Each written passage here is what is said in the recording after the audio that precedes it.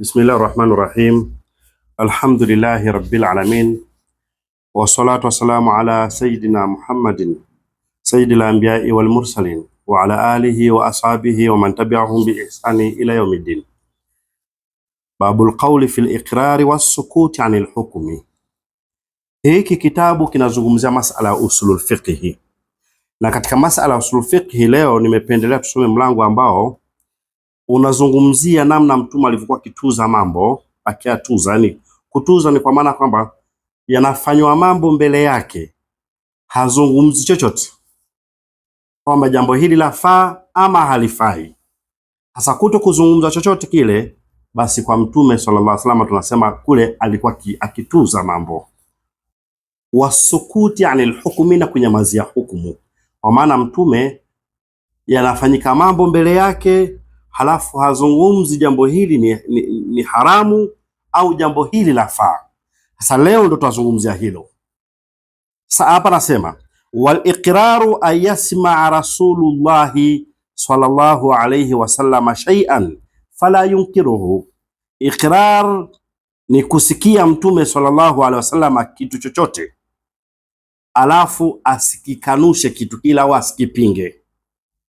Au yara fi'lan fala yunkiruhu, au akaona kitendo kimetendwa mbele yake alafu asikikanushe kile kitendo ama asikipinge kwamba kitendo hicho ni kibaya, msikifanye. Au yara fi'lan fala yunkiruhu ma adamil mawani'i, au akaona kitendo chatendwa pale kisha Mtume sallallahu alaihi wasallam asikipinge kitendo hicho pamoja na kukosekana vizuizi vinavyopelekea kuzuiliwa kitendo kile. Fayadulla dhalika ala jawazihi, likadulisha hilo juu ya kujuzu kwake. Ikiwa Mtume sallallahu alaihi wasallam atatuza jambo, amesikia neno liasemwa mbele yake, au amesikia kitu chochote, au ameona kitendo cha tendwa mbele yake, pamoja na kukosekana vizuizi vya kuzuia kile kitendo, Mtume akanyamaza tu, basi kitendo kile kinakuwa na hukumu gani? Fayadulla dhalika ala jawazihi, kile kitendo cha Mtume kunyamaza bila kusema chochote kile kunajulisha jambo hilo kwamba lafaa. Wadhalika mithlu maruya, na hilo ni mfano wa kile ambacho kimepokewa, annahu samia rajulan yaqulu, kwamba Mtume sallallahu alayhi wasallama alimsikia mtu mmoja akisema, arrajulu yajidu ma'a imraatihi rajulan, mtu anamfumania mke wake na mwanaume mwingine. In qatala qataltumuhu, sheria inasema kwamba ukiua, kama umeua pasi na sababu au hukumu ya yule kwamba yule amepewa hukumu auliwe, wewe kaua tu, basi sheria inakutaka na wewe uuliwe. Sasa huyo mtu anauliza kwamba in qatala qataltumuhu, kwa sababu ya ule wivu na ile hasira kwamba huyo mtu aliyefumania akiua na nyinyi mtamuua. Wa in takallama, na akisema kwamba jamani, nimemfumania mke wangu na mtu fulani, akisema jaladtumuhu, mtampiga bakora. Wa in sakata, na akinyamaza, sakata ala ghaidhin, atanyamaza juu ya hasira kali iliyo mbaya sana, ni hasira mbaya sana. Am kaifa yasna, huyo mtu anamuuliza Mtume, au afanye nini? Afanye nini? Sasa Mtume aliposikia maelezo haya kwa huyo mtu, Mtume alinyamaza, hakumpinga na wala hakutoa chochote kile. Sasa hapa nasema fadalla dhalika ala annahu idha qatala qutila, hili la Mtume kunyamaza likadulisha kwamba huyu mtu akiua atauliwa. Wa idha kadhafa julida, na atakaposema kwamba jamani, nimemfumania mke wangu na mtu fulani, atapigwa bakora. Na hii hukumu ilikuwa ni kabla ya hukumu ya liani, kwa sababu kuna hukumu ya liani, mtu kama una mashahidi wanne waloshuhudia kile kitendo kama ulivyoona wewe, basi kuna hukumu ya liani. Hiyo liani itafanyika na hukumu zingine zitaendelea, kama za kupigwa mawe, kupigwa, kama ni mambo mengine yataendelea.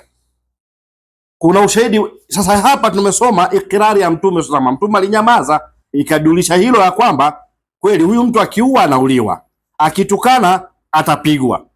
Wakamaruya, na kama ilivyopokewa hadithi nyingine, anahu sallallahu alaihi wasallam raa Qaisan yusalli rak'atay alfajiri, alimwona Qais akiswali raka 2 za alfajiri, baada subuhi, baada ya swala ya asubuhi. Falam yunkir alayhi, hakumkataza.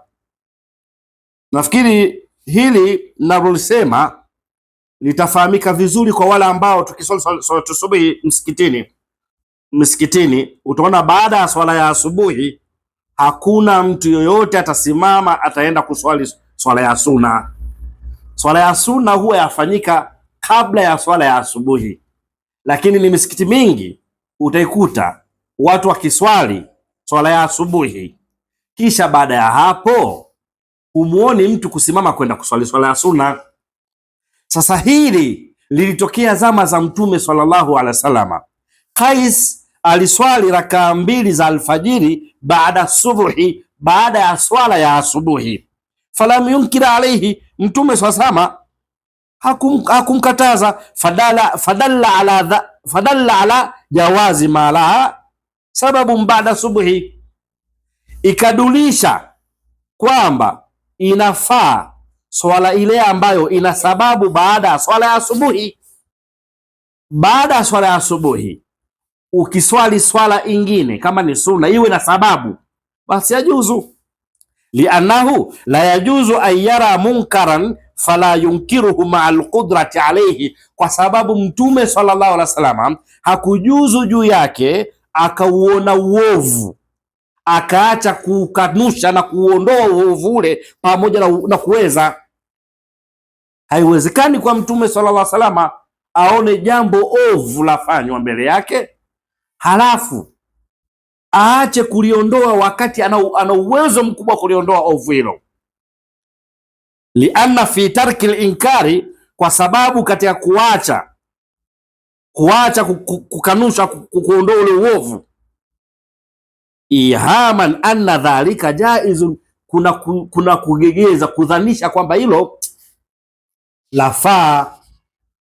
Kwa hiyo haya ni mambo ambayo yalifanyika mbele ya Mtume sallallahu alaihi wasallam katika zama zake, na Mtume sallallahu alaihi wasallam asiyakataze. Sasa tunaendelea. Wa ama ma fuila fi zamanihi sallallahu alaihi wasallam, ama mambo yaliyotendwa katika zama za Mtume, falam yunkiruhu, na hakuyakataza, fa innahu yundharu fihi, mambo hayo utazamwa katika mambo hayo. Fa in kana dhalika mimma la yajuzu an yakhfa alayhi au an yakhfa alayhi, ikiwa mambo hayo yalotendwa au jambo hilo lilotendwa mbele ya Mtume ikiwa ni katika lile jambo ambalo halifai kujificha kwa Mtume, min tariqi al-adati, katika njia ya kawaida, kana bimanzilati ma law raahu falam yunkiruhu, lile jambo litakuwa katika daraja ya lile ambalo lau aliona Mtume alafu asingelikataza. Yani yametendwa mambo ambayo hakupaswi kujificha mambo hayo kwa Mtume, kwamba yametendwa matendo Mtume hakuyajua, basi matendo hayo yanakuwa katika daraja ya kila ambacho lau yatendwa kwa Mtume mbele yake, Mtume akayaona akanyamaza, hukumu yake itakuwa ni hivyo.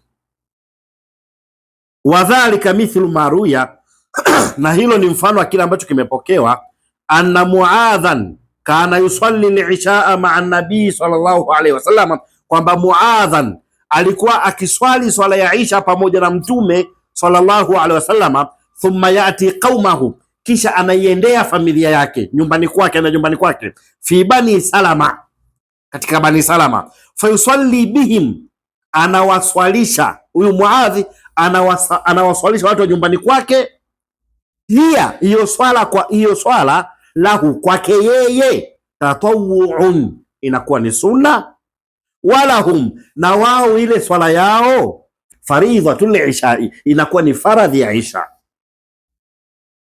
Yani Muadh alikuwa kiswali na Mtume sallallahu alaihi wasallam msikitini, kisha baadaye anatoka akimaliza swala ya msikitini na Mtume, aenda nyumbani kwake. Akifika nyumbani kwake, anawaswalisha watu wa nyumbani kwake hiyo swala anayoswali yeye. Sasa ile swala ya Isha, sasa anawaswalisha swala ya Isha, ile swala ya Isha kwake yeye inakuwa ni sunna, lakini wale wanaoswalishwa na Muadhi inakuwa ni faradhi ya Isha.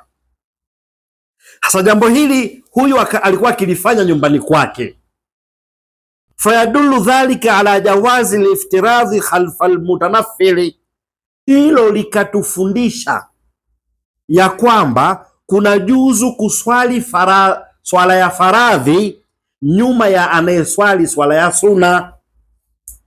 Hapa ndipo mahalu shahidi kwamba unafaa kuswali swala ya faradhi nyuma ya yule ambaye anaswali sunna. Mahalu shahidi ni wapi? Ni Muadhi alikuwa kiswali na Mtume sallallahu alaihi wasallam msikitini, kisha anaondoka kwenda nyumbani kwake, anawaswalisha watu wa nyumbani kwake swala ya Isha. Ile swala ya Isha kwake inakuwa ni sunna, na wale wanaoswalishwa na yeye ile kwao inakuwa ni faradhi. Fa inna mithla dhalika la yajuzu ayakhfali, jambo kama hili aliwezi kuwa limejificha kwa Mtume, kwa sababu wanaoswalisha Muadhi mwenyewe na wale wanaoswalishwa, ina maana sahaba wafanye jambo kunyumbani Mtume kwamba alikuwa ajui, Mtume jambo hili alikuwa alijui kwa sababu alikuwa akifanya nyumbani. Hapana, jambo kama hili alipaswi kujificha.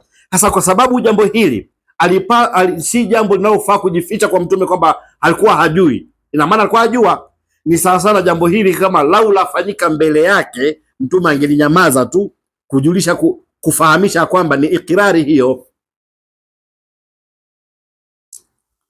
Falau kana la yajuzu la ankarahu, lawa lingelikuwa halijuzu Mtume angelikataza. Wa amma ma yajuzu khafauhu alayhi, na ama mambo yale ambayo yanayopasa kujificha kwa Mtume kwamba si yamejificha. Wadhalika mithla maruya an baadhi al-ansari, na hilo ni katika mfano wa kile ambacho kimepokewa na baadhi ya Ansari. Mmoja katika Ansari anaokala amesema, kuna nujamiu ala ahdi rasulillah sallallahu alaihi wasallam, tukiwajamii wake zetu zama za Mtume, tukiwajamii wake zetu, yani tukiwalala wake zetu, wanaksalu, umeona, wanaksalu wala nakatasilu, kwamba maki mtu ameshafanya jimaa anasema tunalegea ama tunakuwa wavivu kisha tuogi. Fahadha la yadulu ala alhukmi, hili halijulishi juu ya hukumu, liana dhalika yufalu sirran, kwa sababu hili lafanywa kwa siri. Wajuzu an la ya'lama bihi rasul, na kuna juzu kutolijua hilo Mtume sasama, wa hum la yaktasiluna, na hali ya kuwa wao kwamba hawaogi. Liana al-asla alla yajiba al-ghuslu, kwa sababu asli si kupasa kuoga, asli si kupasa kuoga. Fala yuhtaju bihi fi isqati al-ghusli, hakutolewi hoja kwa kupomosha kuoga, kwamba mbona sahaba walikuwa wakiwa jamii wake zao kisha baadaye wanalegea, wanafanya uvivu, hawaogi. Sasa hili ni katika mambo ambayo yawezekana alifanywa kwa siri. Wa bihadha qala Umar, na kwa ajili ya hivyo amesema Sayyidina Umar radhiallahu anhu, hina ruya lahu dhalika, zamani lilipopokezwa hilo kwake, zamani lilipopokezwa likasemwa hilo kwa Sayyidina Umar kwamba sisi tuko kwa jamii wake zetu bwana, kama jamii wake zetu kisha tunafanya uvivu, hatuogi. Mtu Sayyidina Umar akauliza, awalima Rasulullah sallallahu alaihi wasallam, hivi alijua Mtume alilijua hilo?